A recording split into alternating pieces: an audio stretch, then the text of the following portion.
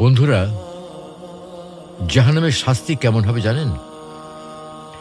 জাহান্নাম এমন একটা ভয়াবহ স্থান যেখানে অতি তুচ্ছ শাস্তিও দুনিয়ার সবচেয়ে কঠিন কষ্টের চেয়েও ভয়ঙ্কর হবে।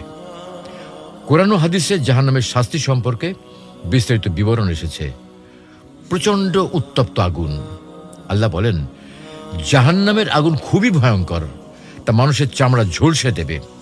রাসূল সাল্লাল্লাহু আলাইহি ওয়াসাল্লাম বলেছেন, তোমাদের আগুন দুনিয়ার আগুন জাহান্নামের আগুনের ৭০ ভাগের ১ ভাগ মাত্র। জাহান্নামীদের তৃষ্ণার্ত করে রাখা হবে, কিন্তু তাদের পান করার জন্য দেয়া হবে খুবই গরম পানি, যা তাদের অন্ত্র নাড়িভুড়ি টুকরো টুকরো করে ফেলবে। তাদের পান করানো হবে গলে যাওয়া ধাতব পদার্থ ও পুঁজ, যা গিলে ফেলার মতো হবে না, বরং তারা চরম কষ্টের মধ্যে থাকবে। জাহান্নামীদের ক্ষুধার্ত রাখা হবে, কিন্তু তাদের খাবার দেয়া হবে জাক্কুম গাছের ফল, যা এতই বিষাক্ত হবে যা পেটে পৌঁছানোর সঙ্গে সঙ্গে শরীরের সমস্ত অঙ্গ প্রত্যঙ্গ ছিন্ন ভিন্ন হয়ে যাবে। জাহান্নামীদের পোশাক হবে গলিত তামা ও আগুনের তৈরি।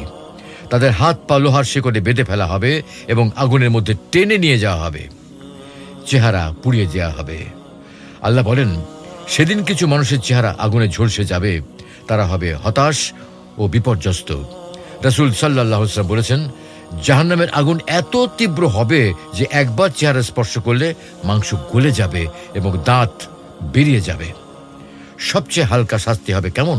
তা হলো, আবু তালিব, নবী সাল্লাল্লাহু আলাইহি ওয়াসাল্লামের চাচা, যিনি ঈমান আনেননি, এর জন্য সবচেয়ে হালকা শাস্তি নির্ধারিত হবে। তার পায়ের নিচে অগ্নির টুকরা রাখা হবে, যা এত উত্তপ্ত হবে যা থেকে তার মস্তিষ্ক পর্যন্ত ফুটতে থাকবে। জাহান্নামীরা কখনো মরবে না, বাঁচবেও না। জাহান্নামের শাস্তি হবে চিরস্থায়ী। তারা বারবার অনুরোধ করবে যেন তাদের মেরে ফেলা হয়, কিন্তু তাদের মৃত্যু আসবে না, বরং অনন্তকাল ধরে কষ্ট সহ্য করতে হবে। কিভাবে বাঁচা যাবে?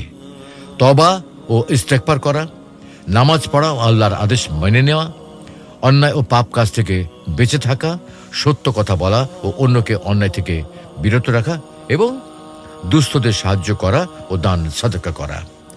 জাহান্নাম এমনই এক ভয়াবহ স্থান যেখানে এক মুহূর্তের শাস্তিও সহ্য করা অসম্ভব।